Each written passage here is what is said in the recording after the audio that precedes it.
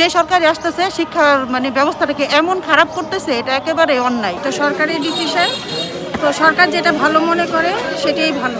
অনলাইনে ক্লাসে আমার বাচ্চার কোনো উন্নতি হয় না, বরং অনেক বেশি ক্ষতি হয়ে গেছে। গার্জেন হিসেবে মনে করি আসলে মোবাইল তো বাচ্চাদের হাতে দেওয়া উচিত না। তারপরে যদি সরকার এভাবে উদ্যোগ নেয়, এটা তো আরও বিকট আকার ধারণ করবে। কারণ বাচ্চাদের তো ভাইরাস এমনিতেই, যে মোবাইলে গেম খেলবে, মোবাইল দেখবে, টিকটক করে, এগুলো নেশা থেকে আমরা এমনিতেই ওদেরকে রক্ষা করতে পারতেছি না। আরও যদি সরকার ওদের আরও উৎসাহ করে, এটা তো আসলে উচিত না। যে সরকারি আসতেছে শিক্ষার ব্যবস্থাটাকে এমন খারাপ করতেছে, এটা একেবারে অন্যায়। আমরা চাচ্ছি না যে মোবাইলে কোনো ক্লাস হোক, আমরা চাচ্ছি যে স্কুলে আসুক, বাচ্চারা আগের মতো দৌড়াদৌড়ি করুক।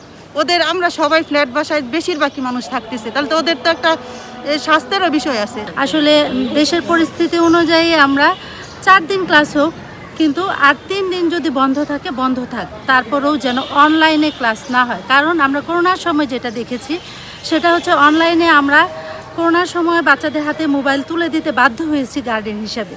কিন্তু এতে আমি আমার সন্তানকে যেটা দেখেছি যে আমরা সার্বক্ষণিক সন্তানের পাশে থাকতে পারি না, বসে থাকা সম্ভব না। আমাদের সংসারে অনেক ধরনের কাজ আছে, সেক্ষেত্রে দেখা যায় যে বাচ্চা পড়ায় ক্লাসে মনোযোগী না হয়ে সে মোবাইলের বিভিন্ন কার্যক্রমের সাথে সে যুক্ত হয়ে যায়, এবং সে দেখা যায় যে আমি একটা গার্ডিয়ান হিসেবে যা জানি তার থেকে আমার সন্তান মোবাইলের ফাংশন অনেক বেশি শিখে ফেলেছে এবং সে ধীরে ধীরে আসক্ত হয়ে গেছে। তাতে আমি যেটা লক্ষ্য করেছি যে অনলাইনে ক্লাসে আমার বাচ্চার কোনো উন্নতি হয় না, বরং অনেক বেশি ক্ষতি হয়ে গেছে, যেটা আমি 2000 সাল থেকে এখন পর্যন্ত বহন করে আসছি।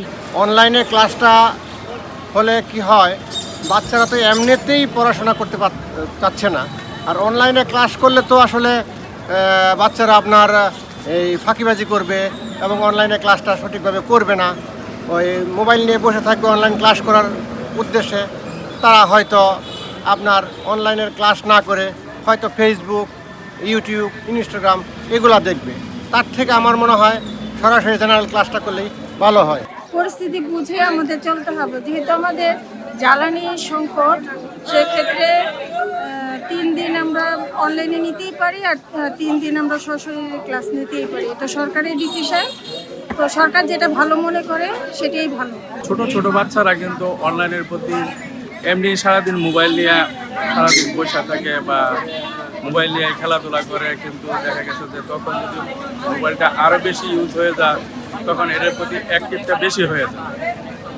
এই জন্য যদি অফলাইনেই হয় সবচেয়ে ভালো, আর যদি অজ্ঞতায় নিতেই হয় তাহলে নেওয়া যাবে। যদি বন্ধ হয়ে যায় একবারে, তার চাইতে ভালো আর কি অনলাইনে নেওয়া যায়।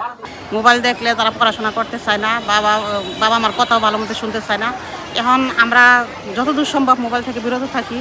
আমরা অফলাইনের ক্লাসগুলাই আমরা মনোযোগ সহকারে আমরা করার চেষ্টা করি। আমাদের বাচ্চারা যদি অফলাইনের ক্লাসগুলো করে তাহলে অবশ্যই আমাদের বাচ্চাদের উপকার হইব, আর অনলাইনের ক্লাসগুলো করলে আমাদের বাচ্চাগুলোর ক্ষতি হবে। আমরা চাই না যে আর আমাদের বাচ্চাগুলোর অনলাইন ক্লাসগুলো হোক।